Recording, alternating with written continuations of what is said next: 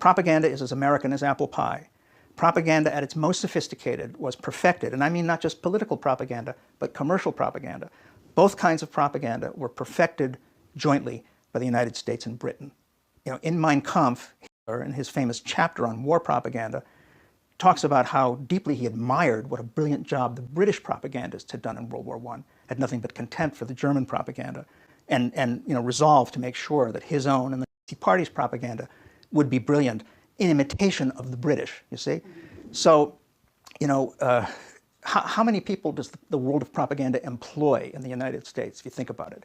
I mean, it isn't only people in public relations.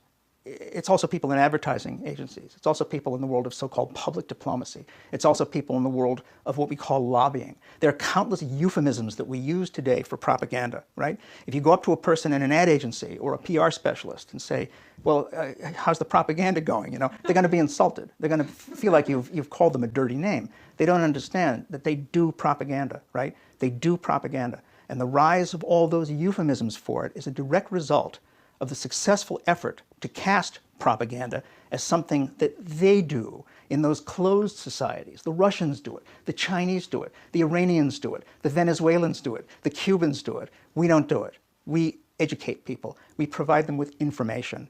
And that misrepresentation of propaganda has had the paradoxical effect of making it extraordinarily effective. See, because propaganda works best when you don't see it for what it is.